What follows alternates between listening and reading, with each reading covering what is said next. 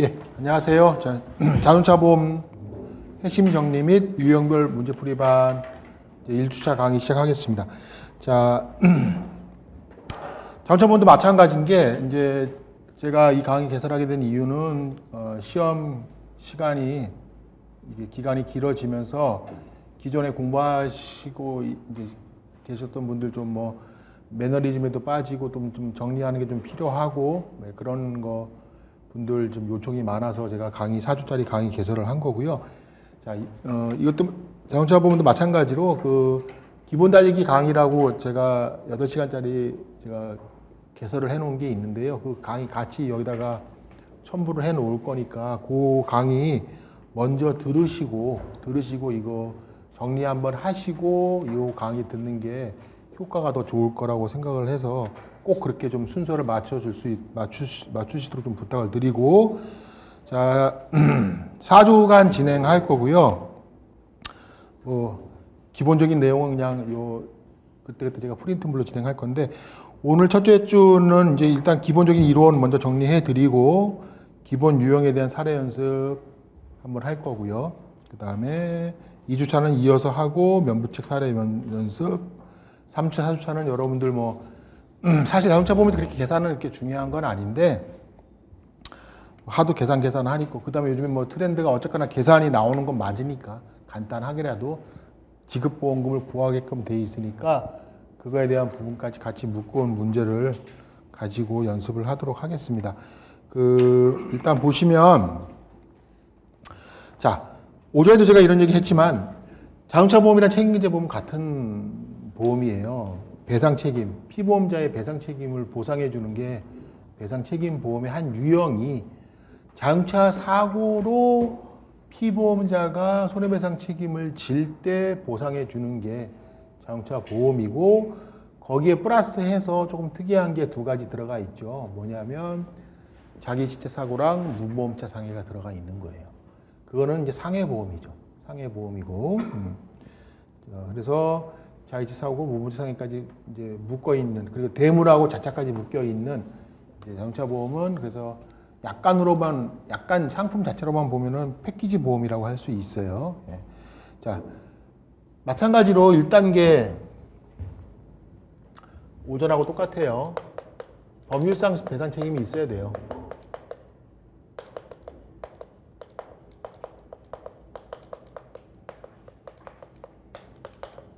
여기가 통과돼야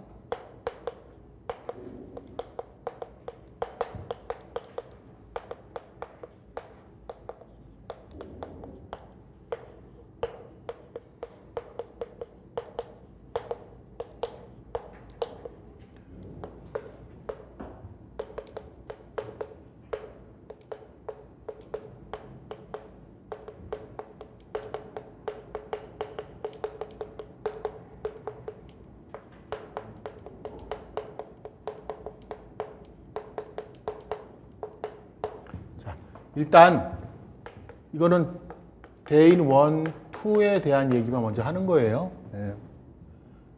법인상 손해배상 책임이 있어야 되는 건데, 그 중에서도 이제 요즘 구분해야 될, 우리가 알고 있는 거, 일반적인 법인상 책임, 아까 오전에 했던 일반적인 법인상 책임, 예를 들면 뭐 채무불이행 책임이 됐건 뭐 불법행위 책임이 됐건 간에 뭐 어떤 책임이 됐건 법인상 책임이 있어야 되고, 그 중에서 특히 자, 민법상 법률상 배상 책임 중에서 그거를 특별히 다시 다른 법에 규정하게 만들어 놓은 게 자동차 보험 영역에서는 뭐냐면 자배법이라는 거죠. 자배법의 무슨 책임? 운행자 책임이에요. 운행자 책임. 요게 특별히 자동차 보험에 들어가 있다는 거죠. 자, 운행 책임을 왜 만들어놨냐면, 여러분, 자, 무과실 책임주의를 만들어 놓은 이유는 뭐죠? 피해자를 보호하려고 만들었어요. 피해자를 마찬가지로, 그럼 운행자 책임은 뭐냐? 운행 책임도 무과실 책임주의예요. 그래서 피해자 보호하기 위해서 만들어 놓은 거예요. 자, 똑같이 차가 있는데 A 소유의 차예요. A가 B에게 무상으로 사용을 허락했어요. 그러다 C가 사상했어요. 피해자 C를 사상하게 했어요. 이 차는 기능상의 이상은 없어요. 자, 차도 공작물이란 말이죠. 기능상의 이상이 없고 아무런 하자가 없으니까 공작물 책임, 민법상 공작물 책임 없어요. 그렇죠? 자, 사용자 관계냐? A와 B가 사용자 관계인가요? 아니죠. 사용자 책임 없어요. 그러면 오직 B만이 불법행위 책임을 져요. 자배법이 없으면. 그런데 C가 물어봤어요. B한테. 돈은 있어요? 아니요. 없어요. C가 A한테 물어봤어요. 그 차 주인은 돈 좀 있으시잖아요. 네, 돈은 있어요. 왜요? 아니, 그 차 주인이니까 이 사람은 내가 공작물 책임을 지는 것도 아니고 저 사람 사장님도 아니고 사용자 책임 지는 것도 아닌데 왜 나한테 그러세요? B한테 얘기해, B한테. 이랬단 말이에요, 자배법이 없을 때는. 자, 이제 자배법이 생기고 나니까 공작물 책임도 없고 사용자 책임도 없고 오직 B한테 불법행위 책임이 있는데 이제는 보유자인 A에게 무슨 책임이 생긴 거예요? 운행자 책임이 생겼어요. 자, 이제는 얘기가 달라졌어. C가 B한테 돈은 있어요? 아, 죄송해요. 없는데요. 이제 A한테 그 사주니까 돈 좀 있겠네요. 네, 돈은 있어요. 근데 왜요? 운행자 책임져야죠. 아, 그러네요. 죄송해요. 제가 책임져야죠. 이제 이렇게 바뀌었단 말이에요. 지금, 그래서 누가 보호됐어요? 지금 이제 운행자 책임이 생김으로써? C가 보호됐어요. C가. 그래서 운행자 책임이 누구를 위한 제도다? 피해자를 보호하기 위한 제도다. 그래서 원래 누가 책임진다? 자, 저 어렸을 때는 포니2가 나왔었는데 우리 옆집 아저씨가 포니2를 샀어요. 제가 얼마나 부러웠는지 아세요? 정말로. 우리 동네 라인에서 차 있는 집은 그 집 하나고 조금 가면은 그 조금 좀 잘 사는 집이 있어요. 마당 넓은 집. 그 집은 뿌조 탔어요. 뿌조. 아, 뿌조 맞아요. 뿌조 탔어요. 그래서 포니2하고 포니2 가지고 있는 집 아들도 내 친구였고 뿌조 갖고 있는 집 아들도 내 친구였는데 둘이 막 싸웠었어요. 누구네 집 차가 좋은지. 그래서 제가 되게 부러웠거든요. 근데 진짜 우리 동네는 그 차 있는 집은 딱 두 집이었어요. 옛날에는 그랬단 말이죠. 차 있는 집은, 차 갖고 있는 사람은 그래도 배상 능력이 있는 사람이에요. 그러니까 이걸 고안해낸 거예요. 운행자 책임을. 차 있는 사람이 책임을 져라. 왜? 차가 뭐니까 우리 위험 책임주의 배웠죠. 위험설. 차 자체가 위험한 거야. 차가 우리 동네, 너희 동네 풍락동에 차 있는 사람 두 집이지. 기분 좋지. 그 대신에 그 위험한 게 돌아다니잖아. 책임도 져. 그래서 운행 책임 만든 거예요. 그래서 애초에 운행 책임 원래 소유자한테만 부담을 시키려고 그랬어요. 근데 독일에서 운행자 책임을 소유자한테만 부담시키려고 보니까 소유자 아닌 사람도 있더란 말이죠. B 같은 사람. 이 사람은 어떻게? 이 사람한테만 지운다? 이것도 아닌 것 같으니까 여기 둘을 합쳐서 뭐예요? 소유자 플러스 정당한 점유권 있는 사람까지. 그래서 이 사람들을 뭐라 그런다? 자배법에서 보유자라고 합니다. 그래서 보유자가 운행자 책임을 지는 거예요. 보유자가 운행자 책임을 지지 않기 위해서는 보유자가 나에게 운행집에 운행이익이 없음을 입증해야 돼요. 그래서 자배법이 등장해서 독일에서 자배법을 만들고, 독일에서는 자배법이라고 안 그러고 자동차 관리법인가에 운행자 책임이 들어가 있어요. 그리고 이제 일본 애들은 자배법이라는 그 제도를 갖고 들어오면서 자배법이라는 걸 만들었고, 우리도 일본 거 그대로 들어와 자배법이라는 걸 그대로 쓰고 있어서 말은 그대로 똑같아요. 똑같은데 우리는 운행자라 그러는데 걔들은 공여자라고 그러더라고. 공여자, 운행 공여자. 그 문구만 틀리고 나머지는 다 똑같아요. 자, 그래서 보유자가 자기에게 운행지배 없음을 입증하라 그러니까 독일에서 이제 시작된 자배법이 그동안에 판례들 사고도 많은 사고들과 판례들 학자들의 논문 기타 등등 해가지고 쭉쭉쭉 내려와서 이제 모든 이론이 확립이 된 게 보유자이면서 운행자 책임을 지지 않은 경우는 이 세상에 세 가지뿐이 없더라. 그렇게 얘기가 됐어요. 그래서 첫째, 취급업자. 취급업자는 피보험 자동차를, 자, 우리 이제 용어를 이렇게 정확하게 쓰셔야 돼요. 피보험 자동차를 취급업자 업무와 관련해서 위탁했을 때는 보유자에게 뭐가 없다? 운행지배가 단절된다. 즉, 뭐죠? 왜 그렇죠? 아까 제가 뭐랬어요? 왜 운행자 책임을 지는 이유가 뭐냐? 위험한 자동차를 끌고 돌아다니는 것 그 자체가 위험성이 증가한 거다. 사고가 나지 않았어도라고 말씀드렸죠. 그 위험이 누구한테 다 넘어간 거예요? 차를 취급할 동안에는 취급업자한테 다 넘어가 버린 거예요. 제가 자동차를 주차장에 맡기는 그 순간에 키를 주고 내리는 그 순간에 저는 보유자이지만 운행자 책임을 지지 않죠. 운행 지배가 완전히 단절이 됐기 때문에. 그래서 엄격하게 말하면 취급업자 업무와 관련해서 위탁되는 거죠. 그렇죠? 두 번째, 양도. 차를 팔았어요. 여러분, 집도 마찬가지고 차도 다 마찬가지지만 항상 순서는 계약을 하고 매매대금을 주고 명의이전 관련 서류를 주고 그 다음에 등기가 되거나 자동차 등록증상의 명의가 바뀌는 거예요. 순서가. 자, 그러면 명의가 바뀌기 전에는 A가 보유자로서 운행자 책임을 져야 되느냐? 좀 안 맞는 것 같아. 그렇죠. 안 맞죠. 왜? 지금 취급업자보다 더한 경우가 생긴 거잖아요. 완전히 넘겨주려고 마음 먹고 차까지 다 넘어갔어요. 그리고 돈도 다 받았고. 그 다음에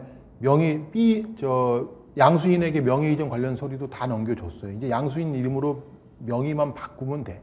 껍데기만 남아있어요. 실질적으로 지금 이 차를 가지고 돌아다니고 하는 사람은 누구예요? 양수인이죠. 그래서 양도가 완성됐으면, 완성이라는 건 매매대금이 완납되고 명의이전 서류가 교부돼야 돼.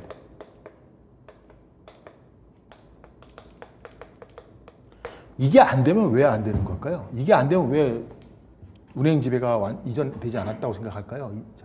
반환 가능성이 있기 때문에 그런 거예요. 반환 가능성. 자, 제가 친구에게 차를 팔기로 했는데 친구가 이렇게 얘기했어요. 1,000만 원짜리 차인데 500만 원은 지금 주고 한 달 뒤에 내가 500만 원 줄게, 친구야.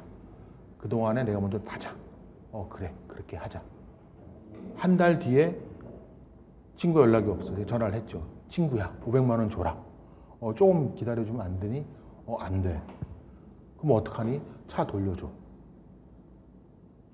그리고 내가 500만 원 널 돌려주면 되지. 이제 뭐가 되는 거예요? 지금 반환돼 버렸죠? 반환 가능성이 생겼죠. 그렇죠. 근데 매매대금이 완납되면 반환할 수 없어요. 그거는 다른 물건도 마찬가지입니다. 그래서 우리 흔히 우리 아파트 거래할 때 중도금, 이 아파트가 계속 값이 오를 것 같잖아요. 그러면 계약금이랑 중도금을 한 번에 줘버리는 거예요. 계약서를 그렇게 영수증에다가 계약금 얼마, 중도금 얼마를 몇 월 며칠 날 한 번에 지급합니다. 딱 써버리면 이제는 계약 해지를 못해요. 무조건 명의 넘겨줘야 돼요. 아파트는 부동산은 그렇고 최소한 차에서도 마찬가지인데 양도가 완성됐다고 보려면 더 좀 엄격하게, 왜냐하면 보유자라는 명의상 남아있는 사람이 보유자가 맞으니까 매매대금 완납과 명의이전 소리까지 다 넘어가야 가서 이제 실제 명의이전 절차만 남아 있을 때는 이제 정말 반환받을 수 없다라는 게 확정적이니까 그때 완전. 자, 세 번째 절취. 이제 여기 이건 사실 강취도 포함되는 거예요. 강취도 절취랑 갈취랑 뭐 같은 거니까. 저는 차를 잘 주차장에 세워놓고 아파트 주차장에 세워놓고 차키 가지고 집으로 들어왔는데 낮에 들렸던 카센터 직원이 몰래 키를 복제를 해놓고 있다가 밤에 와서 몰래 차를 가져갔어요. 저한테 과실이 있나요? 제가 무슨 잘못을 했죠? 저 잘못한 거 아무것도 없어요. 그랬을 때 그러면 제가 보유자인데 책임져야 돼? 아, 이건 안 돼. 제가 영업용 택시 운전하고 있는데 뒤에 타고 있던 사람이 둘이서 나쁜 맘 먹고 제 목에다 칼을 들이대고 차 내놓고 내리라 그래서 무서워서 저 죽을까 봐 내렸어요. 저한테 잘못이 있어요? 잘못도 없어요. 그런데 그게 아니고 제가 담배 사려고 편의점에 잠깐 가야 되니까 이제 귀찮으니까 시동 걸어놓은 채 잠깐 나갔다 왔어요. 그런 사이에 누가 내 차를 가져갔네? 이거 잘못이 있어요? 잘못이 있죠, 이거는. 이럴 때는 잘못이 있어요. 요 세 가지 경우는 보유자이면서도 운행자 책임을 지지 않는 경우. 이거 외에는 운행 책임을 지지 않는 경우가 있느냐? 없어요.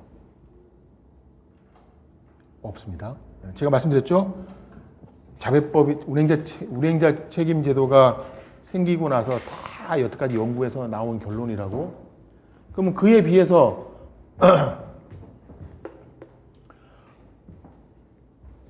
보유자가 아닌데도 운행자 책임을 지는 경우는 딱 두 가지예요. 여기 있던 절취운전자.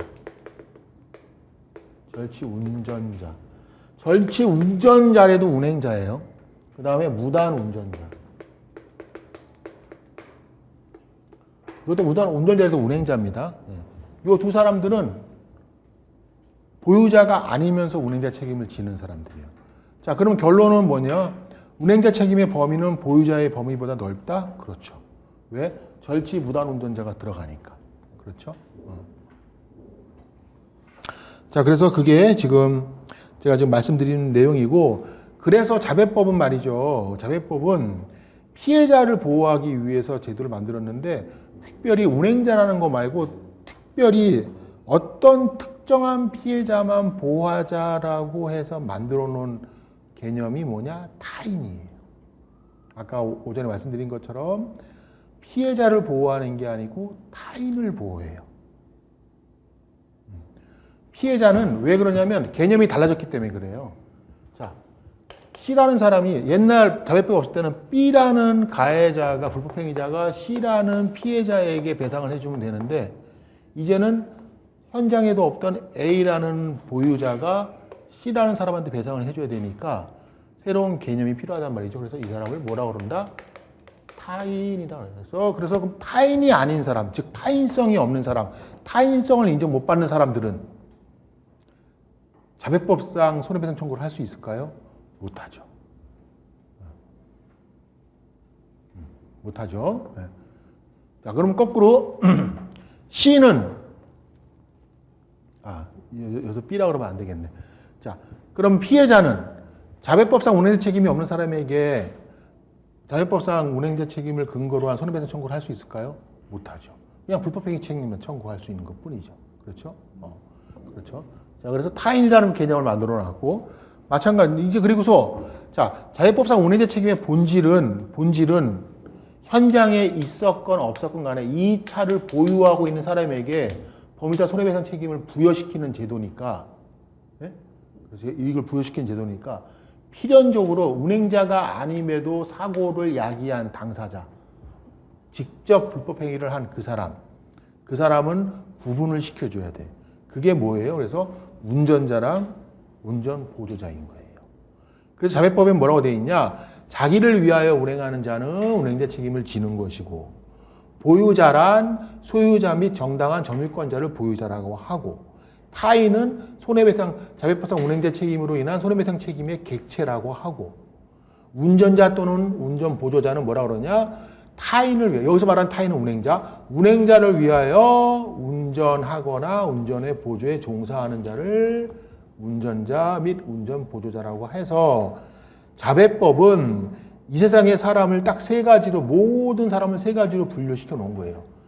운행자, 타인, 운전자. 네. 자, 이거 여기서 말하는 운전자라는 건 실제 운전을 한 사람이 일단 대상이겠지만 운행자가 운전을 했으면 지는 책임은 동시에 두 가지 책임을 지는 거죠. 민법상 불법행위 책임과 운행자 책임을 지는 거죠. 그렇지만 운행자가 아니면서 운전을 했던 즉 운행자를 위해서 운전했던 사람은 오직 무슨 책임만 지는 거예요? 불법행위 책임만 지는 거죠. 자, 그래서 그 내용까지 됐고, 자, 그래서 여러분 보험에 이제 이 부분을 보험으로 끌고 들어와야 되니까, 이제 이 부분을 이제 보험으로 끌고 들어와야 되니까 우리나라 최초의 자동차 보험은 사실은 그 옛날 고종 시대에 우리 저 조선 말 일제 시대 때 벌써 자동차 보험이 있긴 했어요. 있긴 했는데 실질적으로 이제 본격적인 자동차 보험 시대가 개막된 건 자배법이 시행되고 나서 처음에 이제 자동차 보험을 팔기 시작해서 본격적으로 그 자동차 보험 이름이 뭐냐면 소유자 배상 책임 보험이에요. 자동차 보험이라고 그러잖아요. 자동차 소유자 배상 책임 보험이라는. 뭐였어요? 처음에는 개념이 이제 일본에서 자배법을 부랴부랴 들여오다가 보니까 자배법이라는 게 일본에서 하고 있는데 그렇게 하면 피해자 보호가 된다더라. 우리나라도 이제 차가 많아지니까 도입을 해야 되는데 이거는 뭐 가만히 들어보니 소유자한테 책임을 지우는 거래라고 해서 그렇게 시작을 했는데 나중에 알고 보니 그게 아니라는 거죠. 그래서 이제 부랴부랴 일본처럼 약관을 바꾼 게 피보험자를 기명, 친족, 승낙, 사용, 운전 이렇게 분류를 하기 시작했어요. 처음에는 이 사람만 기명 피보험자인 소유자한테만 피보험자로 해주는 보험을 만들었다가 문제가 있죠. 보세요. 생각을 해보세요. 차라는 게 저만 써요. 온 가족이 빼밀리카 온 가족이 다 쓰잖아요. 근데 아버지 이름으로 자동차 돼 있다고 아버지한테만 보험 혜택 주면은 나머지 사람들은 그럼 보험을 어떻게 하라는 거예요? 그 의미가 없단 말이죠. 그래서 친족. 승낙도 마찬가지예요. 제가 하루에 10만 원 주고 차 빌려줬는데 정작 사고 나서는 피보험자 아니라고 보험 혜택을 못 받는다 그러면 그 차의 효용 가치가 떨어지잖아요. 그럼 그 승낙 피보험자가 나한테 뭐라 그러겠어요? 돈은 돈대로 받고 나보고 다 물어내라 그러면 이건 어떻게 하냐고 할 거 아닙니까? 그렇죠? 안 된다. 사용 피보험자 마찬가지예요. 제가 기명 피보험자인데 제가 우리 내가 사장님한테 월급 받으니까 내 차 가지고 출근해가지고 열심히 일하려고 내 차로 출장에서 돌아다니다가 사고 냈다고 우리 사장님한테 보험사에서 구상권 행사 들어오면은 기명 피보험자인 제가 어떻게 되겠습니까? 기염을 받겠습니까? 쫓겨나겠습니까? 안 되죠. 그러니까 넣어줘야 돼요. 사용 피보험자. 자, 운전 피보험자는 아까 말씀드린 대로 이 위에 있는 피보험자를 위해서 운전하는 사람이나 운전의 보조에 종사하는 사람들을 운전 피보험자라고 하는 거예요. 이게 좀 별도의 사람들이고. 예. 그래서 이렇게 분할을 시킨 거예요. 거기다가 플러스 대인 원은 이거 외에도 보유자가 있다면 그 사람도 피보험자로 인정해 주겠다고 해놨어요. 빠져나가지 못하게. 혹시 그런 일이 있을지 없을지 그런 케이스가 있는지 잘 모르겠어. 그렇지만 그런 케이스가 있다면 그 사람은 보유자야. 그래서 보유자로서 피보험자에 해당돼. 자, 그럼 여러분 여기서 알 수 있는 게 뭐예요? 이 피보험자들은 보유자라는 거예요? 아니에요? 보유자라는 거죠. 아니 이 보유자들 외에도 다른 보유자가 있으면 그 보유자도 피보험자로 해주기로 했는데 전제는 그럼 이 기친승사는 보유자일 거 아닙니까? 그렇잖아요, 논리가. 우리 아침 제가 약간의 있는 거 얘기하는 거예요.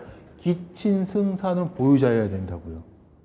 그런데 이 친족을 보유자가 아닌 사람을 친족이라는 이유로 피보험자에 넣어서는 돼요, 안 돼요? 그래서 논리가 맞지가 않는 거예요. 어디 있어요? 그 사람들이? 여기 무단운전자 있잖아요. 여기 지금 제가 잘라놨죠. VS. 보유자가 아니면서 운행자 책임을 지는 사람. 절치운전자, 무단운전자. 저리 해놓고 여기 와서는 딴소리 해. 이러시면 안 된다는 거예요. 논리가 맞지 않아요. 약관에도 맞지 않고요. 법에도 맞지 않는 거예요. 약관에 분명히 이렇게 우리 자동차 보면 대인 배상원 약관 한번 피보험자 편에 읽어보세요. 그 외에 정당한 보유자는 피보험자로 인정해 준다고 해놨어요. 그 외에 이거 외에 그럼 이것도 전제는 보유자라는 거잖아요. 그렇죠?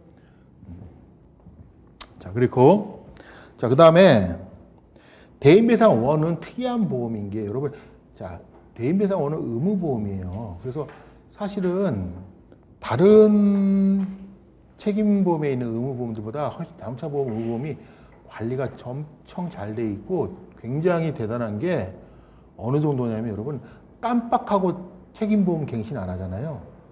잘못해서 운전하고 가다가 112 경찰차에 떠요. 카메라로 실시간으로 찍는단 말이에요. 찍으면 바로 떠요. 삐 하고 저 차 보험 미가입하고 딱 떠요. 그럼 바로 세워요. 과태료 부과시켜요. 굉장히 시스템이 잘 돼 있어요. 근데 특수 건물은 그렇지가 않아요. 일일이 화재보험협회에서 쫓아다니면서 왜 가입 안 하시냐고 과태료 물린다고 이렇게 해요. 근데 자동차는 정말 잘 돼 있어요. 그래서 건물은 가다가 삐 하면 여기 보험 가입 안 했네 이렇게 해야 되는 게 없어. 근데 자동차는 그렇게 돼요. 삐 하고 떠요. 그래서 바로 그 자리에서 가입 안 하면 과태료 부과하는 것뿐만 아니고 차 딱 열쇠 뺏어요. 운전 못하게. 도로에 돌아다니면 안 된다는 거예요. 그 정도로 시스템이 잘 돼 있어요. 자, 그 얘기를 제가 왜 하냐면 같은 맥락인데요. 자, 그렇지 않은 여기에 해당되지 않는 보유자가 있을 수도 있어서 이렇게 기타 보유 피보험자를 넣어놓는 이유는 왜 그러냐면 대인배상원은 절대로 사고가 났을 때 절대로 끊기면 안 돼요. 대인배상원에서 주지 않는 경우가 있으면 안 돼. 그렇기 때문에 이걸 넣어놓은 거예요. 그 다음에 또 넣어놓은 게 뭐가 있어요? 우리 자동차 보험에서 의무보험 일시담보 특별약관. 자, 양도했어요. 다 넘겨줬어. 근데 그 양수인이 미처 내 명의로 바빠서 며칠 미루다 보니까 그 사이에 보험에 공백이 생겨버려요. 이미 김영 피보험자는 보험에 가입되어 있지만 이미 내 피보험자가 이미 내 성에서 떠나버렸으니까 이 보험사는 껍데기만 남은 보험사예요. 그러면 이때 대인원은 어떡하냐고요. 그래서 정부에서 자배법에다가 강제로 만들어 놓고 보험사가 어쩔 수 없이 따라가는 게 뭐냐? 의무보험 일시담보 특별약관이라는 거예요. 그래서 의무보험 일시담보 특별약관은 양도가 완성된 경우에만 사용해요. 왜? 대인원이 끊기면 안 되기 때문에. 그래서 15일까지예요. 15일간. 왜 15일이냐? 15일 안에 이전 등록을 하게 돼 있거든요.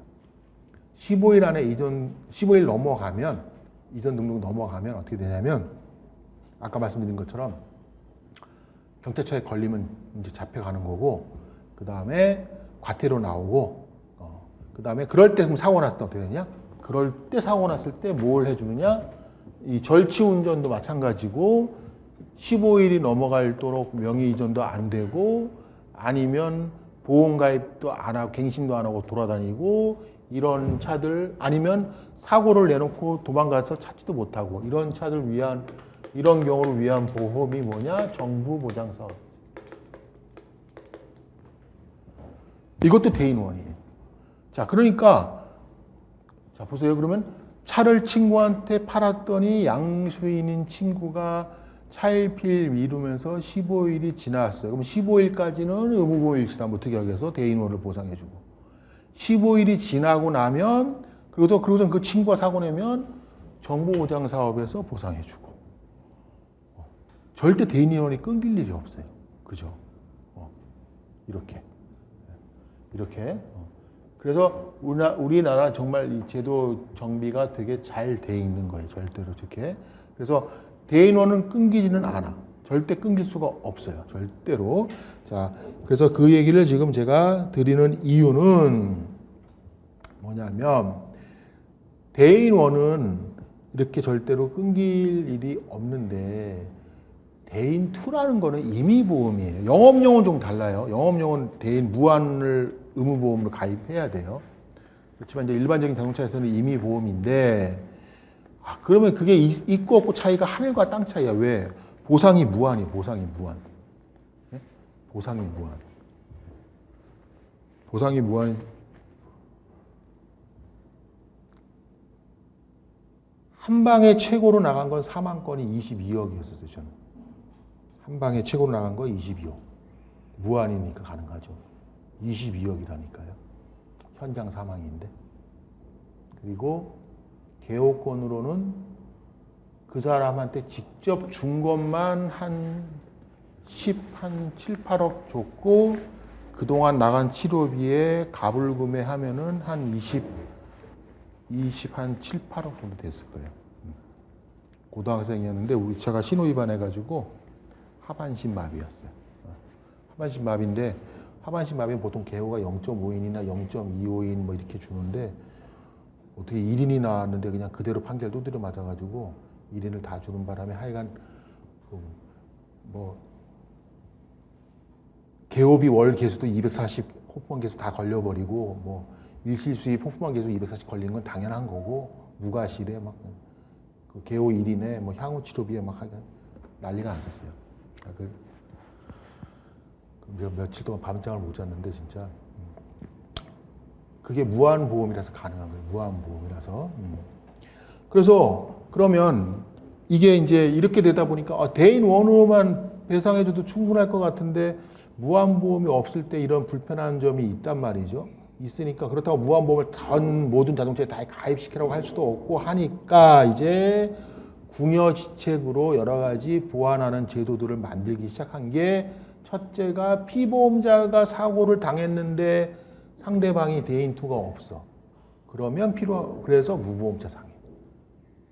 그리고 이번엔 내가 남의 차 운전하다 사고를 냈는데 이 차가 대인2가 안 돼. 그러면 어떡하냐고요. 그러니까 내 보험에서 대인2를 대신 해주자. 이게 뭐예요? 타차 운전 특약. 대인2를 보충하는 주는 거죠. 자, 대인1을 보충해 주는 건 뭐예요? 의무보험 일시담보 특약, 정보보장 사업. 대인2를 보충해 주는 거 피보험자 입장에서 무보험자 자동차상해, 피보험자가 받는 입장에서 무보험자 자동차상해, 피보험자가 배상해줘야 되는 입장에서 타차 운전 특약. 그렇죠. 자, 그 다음에 마지막으로 이제 자기시사고. 자기시사고는 이거는 서비스는 아니지만 상해보험이죠. 상해보험. 그래서 내 피보험자가 잘못한 부분에 대해서 잘못해서 생긴 손해를 보상해주는 보험이에요. 엄밀하게 따지면. 그래서 여러분 자기사고는 어떻게 되냐면 여러분 대인배상 1, 2 또는 무보험차 상해에서 받을 수 있는 금액을 공제하고 남은 금액이 있으면 주는 게 원칙적인 자기사고의 모습이죠. 그렇죠. 그러니까 자 예를 들어서 대인배상에서 과실이 하나도 없어서 전 손해를 다 받았다면 자기사고를 받을 수 있어요, 없어요? 못 받아요. 0이니까 0. 0원이 되니까 못 받는 거예요. 그런데 과실이 10%라면 그래서 과실 상계된 손해가 1,000만 원인데 대인 원태에서 900을 받았다. 그러면 얼마 받을 수 있는 거예요? 100만 원 받으면 되는 거죠. 근데 그 100만 원 받는 건 뭐예요, 지금? 내 과실 몫인 거죠. 내 과실 10%라서 내가 100만 원을 받았잖아요. 그러면 내 잘못으로 인해서 생긴 손해를 내 상해보험에서 받았는데 뭔 놈의 대위권이 있겠어요? 그럼 여러분 실손보험도 처리하고 대위권을 하시면 될 거 아니에요? 똑같잖아요. 나 혼자 가서 자빠졌는데 누구한테 대위권 행사하냐고요? 그래서 자기사고는 대위권이 없는 거예요, 원칙적으로. 원칙만 알아도 헷갈리는데 뭔 극단적인 예외적인 상황까지 설명을 드리기는 너무 말도 안 되는 거고, 꼭 그런 거 가지고 잘난 척 하시는 분들이 있어요. 그런 사람들은 수험생들이 그런 사람들은 제가 보기엔 다 떨어져요. 그런 사람 맨날 그것만 보고 있거든요. 그리고 그런 얘기만 하거든. 뭐 이제 기본적인 거 물어보면 야, 넌 그것도 몰라? 야, 그럼 넌 이건 당연히 모르겠다고 이제 그 얘기를 해. 자기 사고 대입권 되는 거 아니? 그런 게 돼요? 아, 참, 너 일로 와봐봐. 맨날 그거만 하고 있는 거지. 의학 질문하면 무슨 뭐 내가 병리학 책을 봤는데 말이야. 이런 소리나 하고 앉아있고. 그러니까 올해 다시 1차 보잖아요. 그렇게 했던 사람.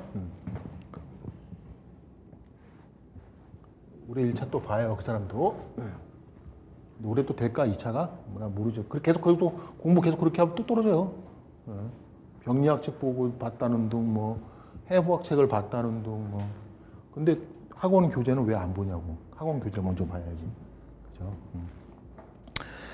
자, 그래서 여러분 여기까지 얘기를 하면 이제 기본적인 틀은 얘기가 이제 끝났어요. 자, 그 다음에 이제 보상하는 손해 볼게요. 보상하는 손해. 이제 피보험자 얘기까지 했고, 자, 피보험자 얘기가 왜 이렇게 길어졌냐면 여러분 자동차 보험 피보험자 여러 명이잖아요. 그죠? 책임근제에서는 피보험자가 딱 한 명이에요. 기명 피보험자. 특수하지 않은 경우 빼고는. 특수한 경우는 뭐예요? 예를 들어서 두 회사가 합병했어. 그럼 공동 피보험자 된다든지, 네?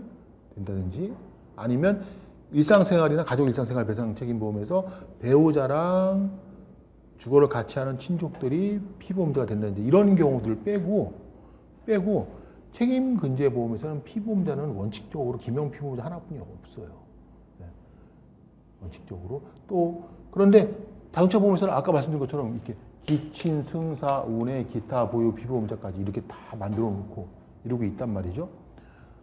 그래서 얘기가 길어질 수밖에 없고 피보험자와 운행자는 서로 결부되어 다시 정확하게 말씀드리면 피보험자랑 보유자는 결부되어 있을 수밖에 없기 때문에 같이 얘기를 할 수밖에 없으니까 그렇고요.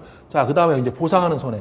자, 보상하는 손해는 세 가지, 네 가지로만 보통 약관에 있는 걸 일단 나눠봅시면 대인 1은 오직 운행자 책임만 보상해줘요. 대인 2는 운행자 책임을 비롯한 법률상 손해배상 책임이에요.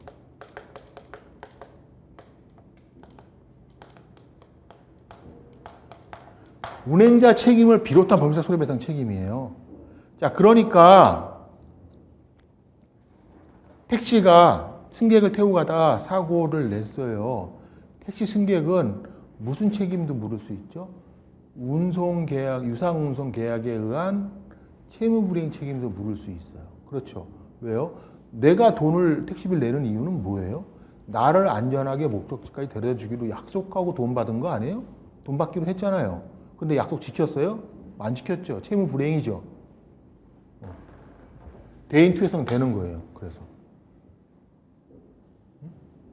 대인 2는 그래서 운행자 책임, 불법행위 책임, 뭐 사용자 책임, 그 다음에 채무불이행 책임 전부 다 들어가요. 전부 다. 자, 그 다음에 자, 자기실사고는 요 정도 말은 좀 자, 그 대신에 거기다 중요한 거 제가 죄송.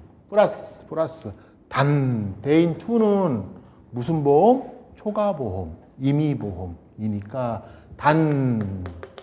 대인 1 초과하는 손해만 보상해 준대요. 그렇게 돼 있어요. 그래서 대인 2 보상하는 손해는 피보험자가 피보험 자동차를 소유, 사용, 관리하던 중 피보험자가 부담하는 법률상 손해배상 책임을 보상해 주되 단 대인 1 초과 손해만을 보상합니다. 라고 돼 있고. 자, 대인 1은 피보험자가 부담하는 자동차 손해배상 보장법상 운행자 책임을 보상해 준다고 돼 있고. 자, 자기사고는 피보험자가 피보험 자동차를 소유, 사용, 관리하던 중 피보험자가 사상했을 때 보상해 준다고 돼 있고. 무보험차 상해는 피보험자가 피보험 자동차가 아닌 자동차를 피보험 자동차가 아닌 무보험 자동차에 사상했을 때 보상해 준다고 돼 있고. 그렇죠? 자, 그러니까 최소한 여러분 자기사고, 무보험차 상해, 대인 2, 대인 1의 이런 내용들은 사실은 답안지가 나오면 여러분 그 답안지 쓰실 때 이런 경우들이 있어요. 대인 2가 보상받는데 무보험자 상에 꼭 써주시는 분도 있어요. 그렇게 쓸 필요 없어요. 그거는 취재위원이 궁금하지도 않아. 무보험자 상의가 될 때만 무보험자 상에 쓰시면 돼요. 오히려 뭘 써주셔야 되냐면 이거 써요. 이거. 자기 시사고에 보상하는 손해가 뭔지를 정확하게 써주는 게 더 득점에 약관에 있는 거 그대로 써주시는 거예요. 대인 1 부책, 대인 2 부책되므로 대인 1, 대인 2를 과실상계한 대인 1, 대인 2를 을보험사에서 보상받고 갑보험사에서는 자기 시사고를 보상받는다라고 쓰는 것보다 대인 1, 대인 2 보상받는 거는 을보험사 보상받는 건 이미 써놨으니까 됐고 피보험자가 피보험장치를 소유 사용 관리하던 중 피보험장치에 의해서 사상하였으므로 손해가 발생하였으므로 과실상계전 손해액에서 을보험사 대인 1, 2 보험 지급보험금을 공제한 금액을 보상받는다고 써주는 게 더 득점에 좋은 답안이라고요. 그러고서 무보험차 상에는 관련도 없는 걸 또 이걸 굳이 목차를 하나 만들어서 이걸 무보험 자동차에 의한 사고가 아니므로 보상 책임 인정되지 않는다. 이런 얘기 왜 쓰고 있냐고. 쓰지 말라고요. 필요 없다고요, 이거. 차라리 여기다가 그런 얘기를 문구를 하나 더 넣으시라고요. 그렇게 답안지 여러분 그렇게 써놓고 하면 답안지라면 여러분이 쓰고 나서 답안지 그렇게 써놓고 하면 여러분 한번 봐보세요. 더 목차는 줄고 개수는 줄고 내용은 그럴듯해 보여. 진짜로요. 왜 그럴듯해 보이냐? 약관에 있는 내용 그대로 정확하게 갖다 썼거든. 그러니까 내용이 그럴듯해 보이죠. 잘 쓴 것 같거든. 근데 제목 이 소목차 사업 자기 사고 보상하는 손해 보상한다. 차 무보험차 상에 무보험장치 사고 아니면 보상하지 않는다. 뭐하러 쓰고 있냐고. 절대 그러지 마세요. 진짜로 앞으로. 진짜로요. 자, 그래서 그렇게 써주시면 되고 보상하는 손해는 그러니까 여러분 아까 말씀드린 것처럼 자동차 보험에서도 몇 가지 안 되죠. 하나, 둘, 셋, 네 가지니까 이거는 머릿속에 탁탁탁탁탁 넣어놓고 계셔야 돼요. 요거 말고 몇 개 더 있어요. 외워야 될 거. 그런 거 해주시면 되고. 자, 면책약관은 이제 점점점 제가 다음 주쯤이면은 무면허 운전 면책약관 가지고 제가 그 무면허 운전 면책약관 포함해서 면책약관 자동차 보험 약관 개정된 거 가지고 말씀드릴 거예요. 일단은 그냥 조금만 참고 계세요. 네. 아직 금감원 지침서가 안 내려와서 제가 왜 바꿨는지부터 해서 좀 다시 한번 좀 보고 말씀을 드려야 되니까 변경돼서 시행되긴 할 거예요. 네. 그렇고 그거 외에 면책약관이 이제 무면허운전으로 그래서 면책약관이 이제 빠져요.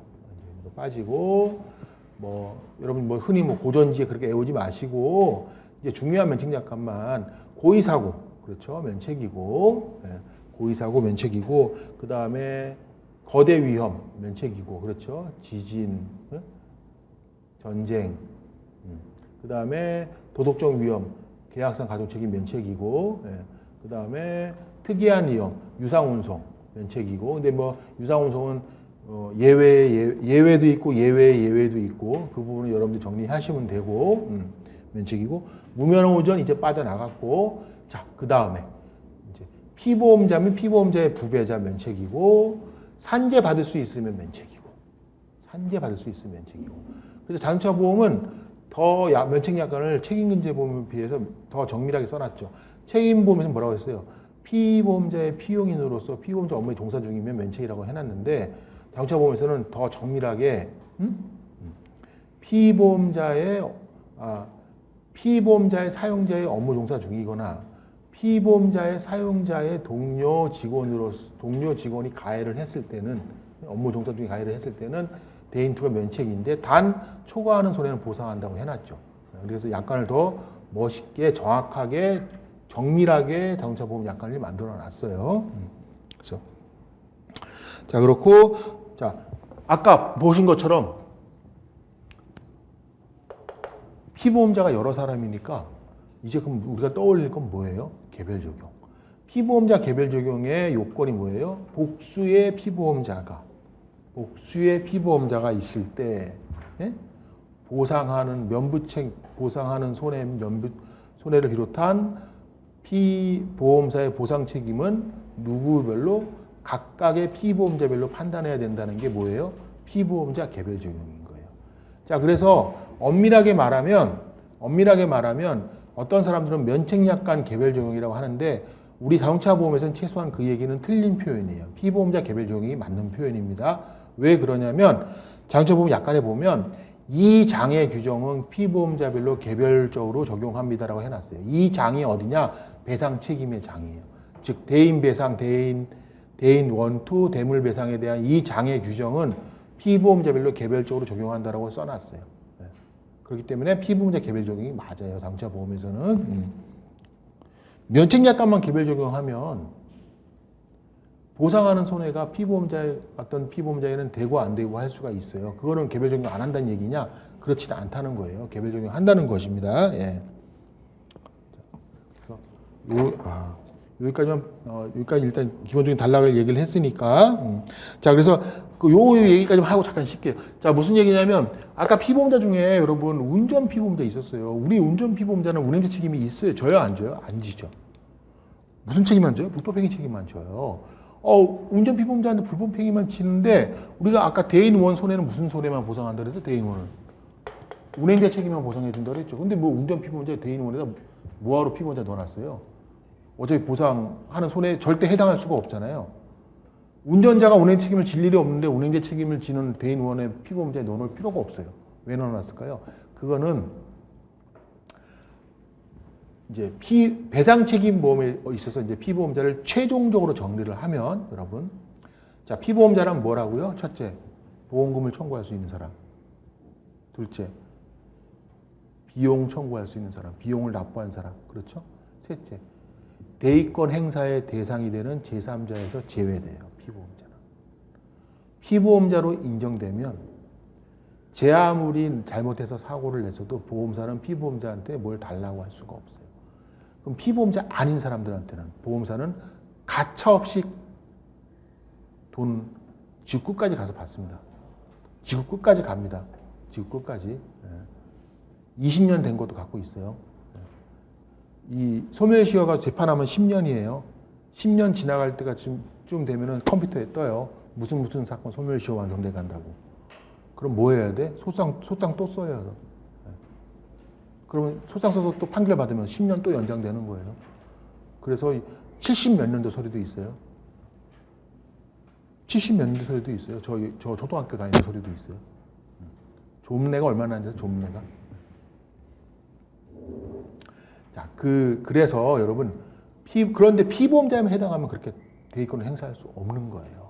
대의권을 행사할 수 없기 때문에, 자, 배상책임보험, 자동차 보험을 비롯한 배상책임보험에서 피보험자란 첫째, 보험금을 청구할 수 있는 사람, 둘째, 비용 청구할 수 있는 사람, 셋째, 대의권 행사의 대상이 되는 제3자에서 제외된다. 그래서 운전 피보험자를 대인원 피보험자에 넣어놓은 거예요. 운행자 책임을 질 일이 절대 없지만 여기에 피보험자에 넣어놓지 않으면 자칫 운전자한테 대인원을 배상해주고 난 보험사가 당신은 피보험자 아니니까 내가 구상할래라고 할 수 있기 때문에 보험사가 우리는 그렇게 할 수 없어라고 해서 피보험자에 넣어준 거예요. 즉 보험금을 청구할 수는 없고 뭐만 보호받는 거예요. 보험사가 보상해주고 나면 대의권 행사를 나한테는 하지 않겠구나라는 소극적인 의미에서 피보험자로 넣어놓고 대인 2에서는 해당이 되겠죠. 왜? 불법행위 책임이 있잖아. 불법행위 책임도 보상해주는 손해에 해당하잖아. 그렇죠? 그래서 대인 2에서는 적극적 의미, 즉 보험금을 청구할 수 있는 지위로서의 피보험자의 지위도 운전 피보험자가 가지고 있는 거예요. 자, 그래서 여기까지 잠깐 쉬고 그 다음 얘기 진행하도록 하겠습니다. 잠깐 쉬겠습니다.